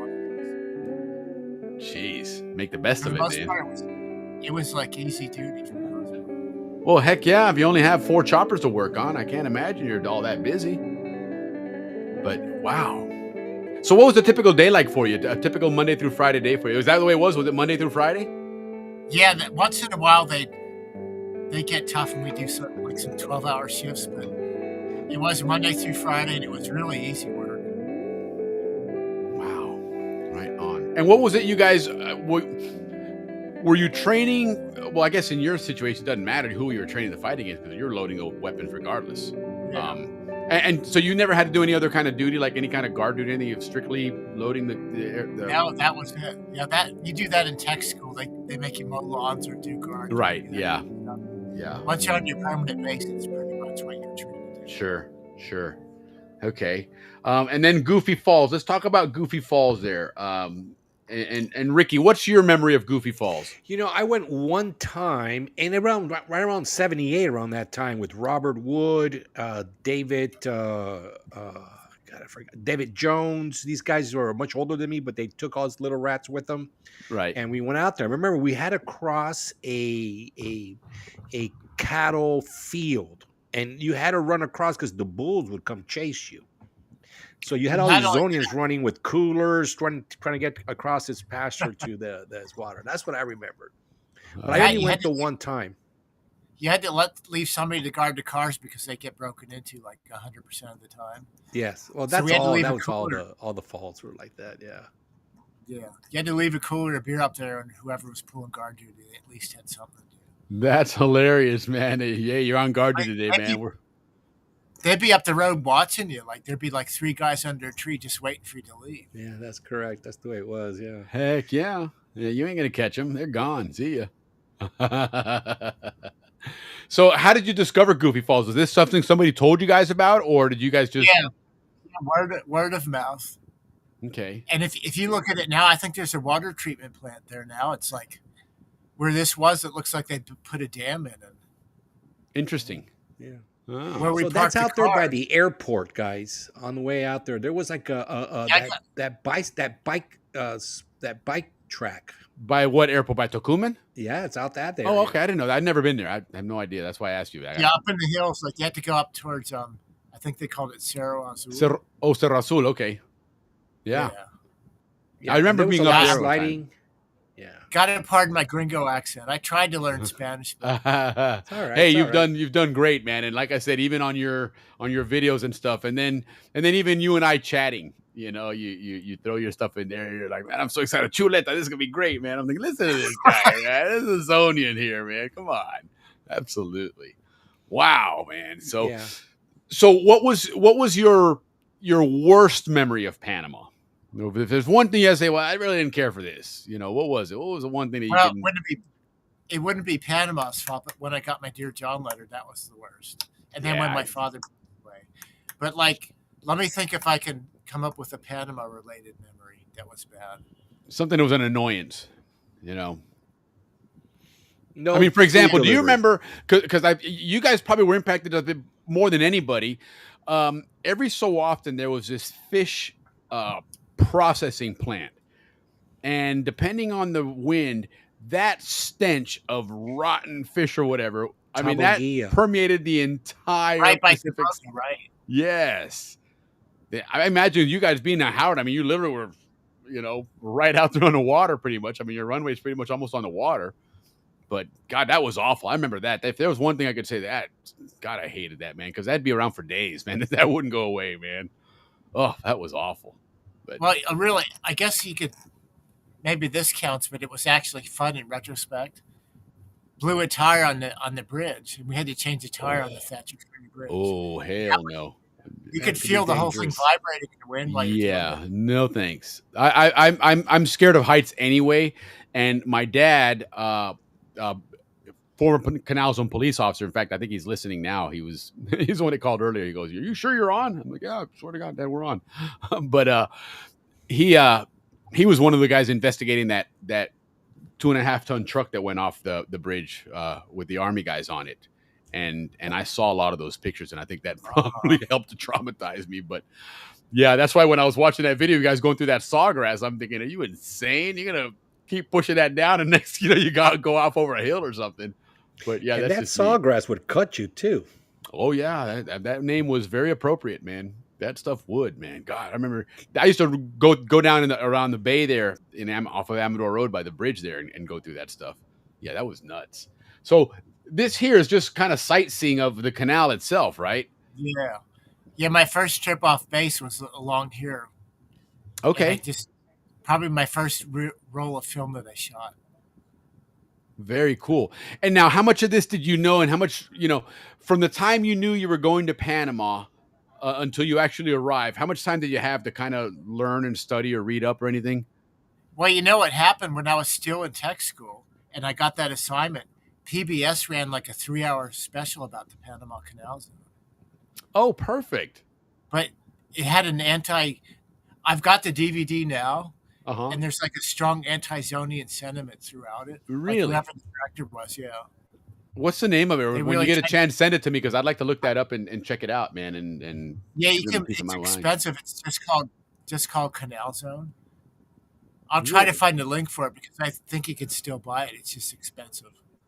Well, Willie, that's one of the things we've always talked about on this show, especially in the earlier episodes, was, that we were trying to fix the narrative on the Zonian community. Yeah. Because it's always been negative. It's always been portrayed as, something not reality. It was more like almost a term brat. Suburbs. Yeah. Bunch of little brats.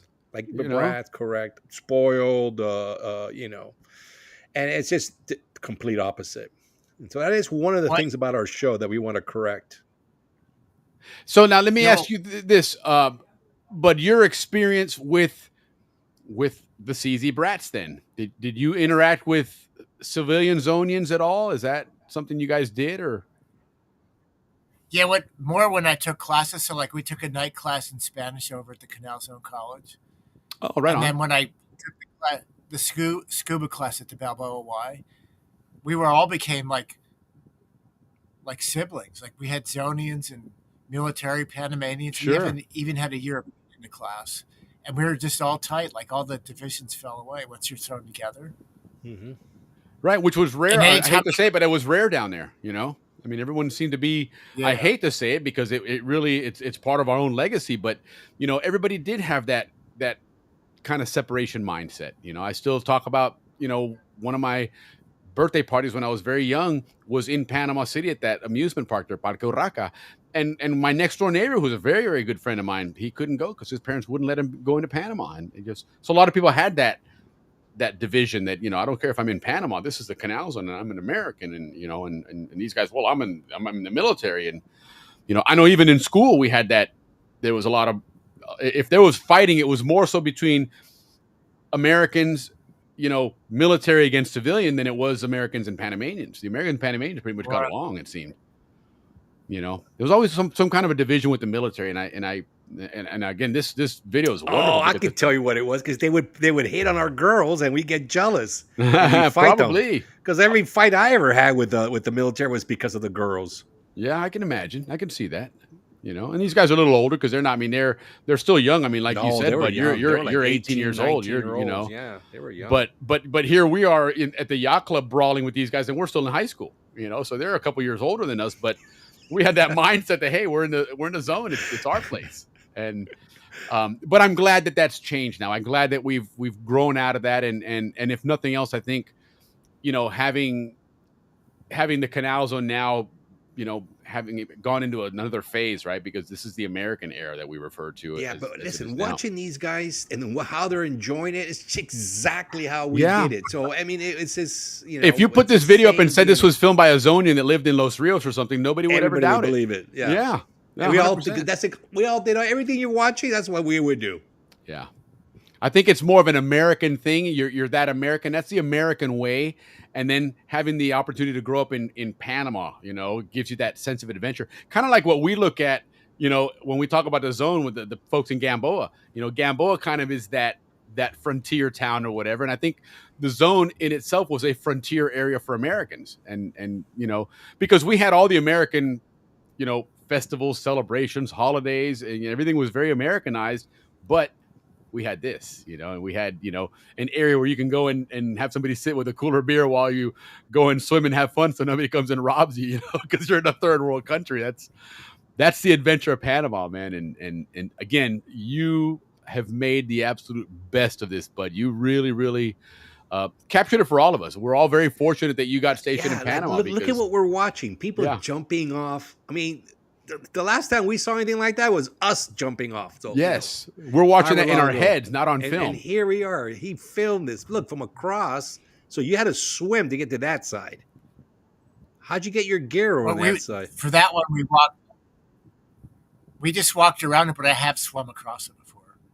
Wow. I swam across it with Jerry Curtis, and we both almost drowned. That was not the smartest thing we ever did. Yeah, it is. I used to see you guys riding around in your Jeep. I'd be so jealous because I would be thinking, what a fantastic place to grow up in. Oh, yeah. Jerry, speaking of Jerry, Jerry had a Jeep, and we would four-wheel out there on the other side. Yeah, you're right. No, it's true. Honestly, that's something we talk about a lot on this show, and it gives us that opportunity to share it with so many people here, especially you see in the chat there, where a lot of times it's fun to even watch the chat because people just start exchanging stories amongst themselves. But it is true. We grew up in a really unique place that, you know, we kind of had the best of both worlds, right? As Americans, we had stature, and as Panamanians or people living in Panama, we had stature, and we got a great place to hang out and do it. You know, it was just a fun place. There was so much to do and see, and I guess, you know, for us, especially growing up there in the 70s, you know, our parents, and in a lot of cases, grandparents and great grandparents had already lived there. So this was established as an American area. This is as much American as you know, any town in up in the States, in upstate New York or anywhere else. But it was still in the middle of a foreign country, and shame on the people that didn't make the most of their opportunities there like you did. And again, thank God you did here, because we're sharing some great memories here. And this is taking a lot of us back to our growing up here, because again, that you can't tell that person is from, you know, Howard Air Force Base or Los Rios or Diablo. You know, it's just a Zonian having a blast in the Canal Zone. Way of life. Yeah, indeed. So, well, listen, bud, it's been a great show. I want to thank you so much for taking the time to do this.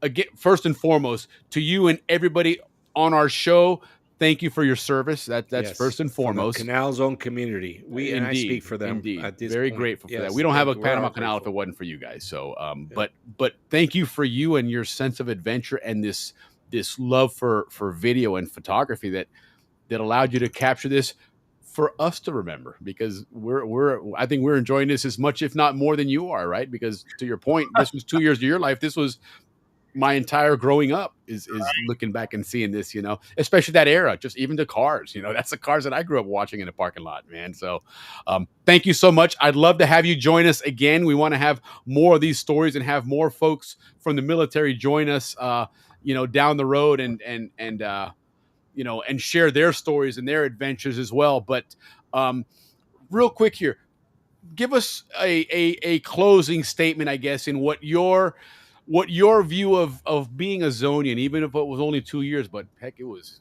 2 jam-packed years, but your definition of a Zonian and what you feel that Zonian experience was for you. Well, it's like those letters on Sosa Hill, CZ Forever. They're just kind of branded in my heart.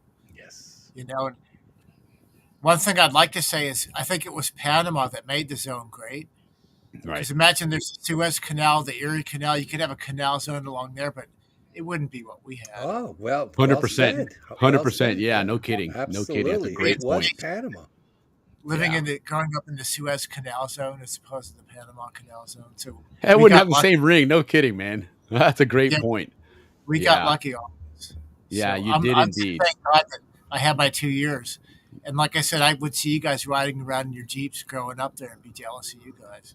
Yeah. No, well, hey, you know what? Again, everybody, things happen for a reason. You know, my dad, when he joined the Air Force, most of the folks that were with him ended up being shipped out to Vietnam because he was, you know, in the Air Force in the early 60s. So it just luck of the draw. The Lord had a plan, and he got stationed in Panama, which of course met my mom down there. And otherwise, I'm not here to do all this stuff. So we're very fortunate for that. But again, really fortunate to have a true Zonian friend and somebody that nobody can argue is not a Zonian, because you had 2 years of real You have the experience in the spirit. zone. Is Fantastic. this a good So now question there from Sheila?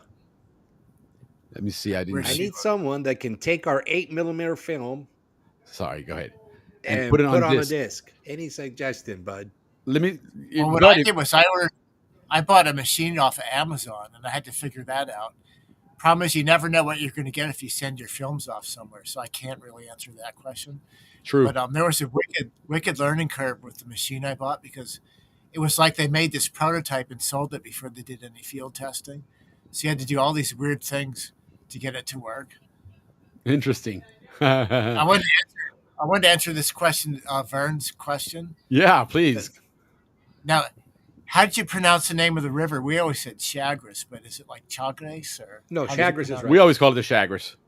Yeah, okay. So anyway, one of our lost weekends, we were camping right by the river, and one of our buddies was fishing off the dock on the other side.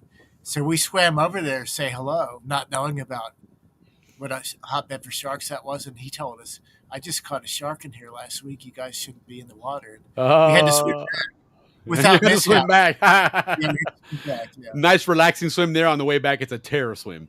Yeah, it was. Oh, that is But hilarious. yeah, I want to thank you for so now I can officially call myself a Zonian. 100%. 100%. And anybody has a problem with that, tell them Willie and Ricky will. All right. We're going to Well, vouch straighten for it. that out. Absolutely. You definitely get your pass. You know, listen, you are absolutely a gift to the Canal Zone. Your love for video has given us some great memories. Honest to God, it really has. A lot of people that haven't seen these videos, go ahead and check them out. I'll definitely put a link up, and then I'll post it again on the Facebook, the links to your playlist. You have an open invitation to come in and visit us anytime to talk about your experience in the zone. And again, thank you so much for your service, and thank you for taking the time tonight to share your your military service in the Canal Zone with us, man. So, but anyhow, we'll definitely have you on again, and we'll have one of these best of shows maybe towards the end of the year, maybe a New Year's show. We'll have a lot of fun guests that come back and say hello to us. Anyhow, bud, cheers. Have yourself a wonderful weekend. All right. Salute. Thank you so much, bud. Thank you Yep, so much. salute, And great to indeed. meet you, bud. Truly, from the Yeah. bottom of my heart, great to meet Ricky. you. Thank you, Will, and everybody here. Thank you for showing up. Yeah, I know it was great. Everybody enjoyed it. Take care, bud. Hasta. All right, Hasta. man. That was hot, Ricky. That was Yeah. that was cool, Well, man. It was like history. No, it was. Let me tell you what, the footage that he has on there, the imagery there, you know, it just, that stuff brought us back. Especially you and I. We were talking about that before the show. That that's the era we grew up in, right? Yes, So exactly, yeah. that's how we saw the zone, right? We saw Yep. those. It's something even as simple as the cars, but that's what the '70s cars. That's what we grew up seeing and driving around in and riding in at that point, right? Yep. But that was so cool, man. I love that perspective of Howard Air Force Base and seeing how close the yacht club was on the other side of it, right? It didn't seem that far, you know, whereas from our vantage point, that's Howard Air Force Base. That's his giant base so far away, man. And yeah, really, really cool stuff there. Yeah, It was Bud's getting a lot of love. That was great. Well, he should. Love. Bud has given the Canal Zone and Panama a lot of love over the years, right? Yeah. He captured a lot of this, and just, I mean, Yeah, dude, there's some great footage there. I know a lot of people and a lot of people watch the show. They don't always jump in and comment, which is fine. That's no big deal. But there's a lot of people that are watching this right now and thinking, "Hey, I remember that. I remember going there. I remember seeing that." Right? And it just the French cut, that was perfect. Yeah. Beautiful. And that slide footage is, it's the best slide footage out there. If there are others, this one is by far the best one out there. And again, that is, if there's always those scenes that if you could run a quick, montage of some real quick 2 or 3 second images or videos, the slide is definitely one that represents the Canal Zone, that lifestyle and that upcoming for a Canal Zone brat. Right. And again, as we've learned, even for these, our servicemen, it was cool, man. Yeah, absolutely. Tanya, it was a walk back in life, man. It was fun. Bud did a great job here. Just an awesome a job bringing us back there. So, but hey, it's what we do here, guys. We bring back the Canal Zone and the memories of the Canal Zone, and so here we are. But another successful show, thank you so much, everybody. Another great weekend starter for us, and again brought to you by that Bucyrus Club, which is a fast investment that Ricky's got a little blurb to share with us here. Well, when I joined, Willie, it was 168. It's up to 288 now. That was less than a month ago. So, 288. Yeah, we're doing pretty good. It's a good deal. If you guys want to learn more about it, next week we'll talk more about it because they are a sponsor of our show. But it is a good deal if you're new to crypto. It's a new idea. Willie and I and a bunch of Zonians are involved. So we'll talk more about that. And if you want and we're actually mining it, right? Yeah. We're not buying and selling it. We're actually mining it. You're not buying into the coin. You're buying into the step before the coin. Yeah, you're mining it, and the miners go for 138 years. So this is something that's generational.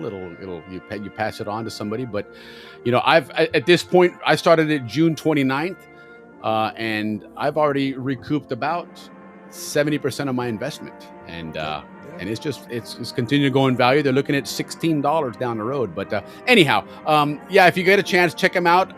Thank you, Bucyrus Club, for sponsoring us. But listen, guys, next week, awesome show. End of the month, our recap show. We're going to have a bit of a cahoot here because we're going to be covering Carl Berg's information on that Canal Zone dictionary. I'm going to look it up and see where we put up a link for it if you guys want to take a look at it or buy it. But again, everybody, thank you so much for the weekend.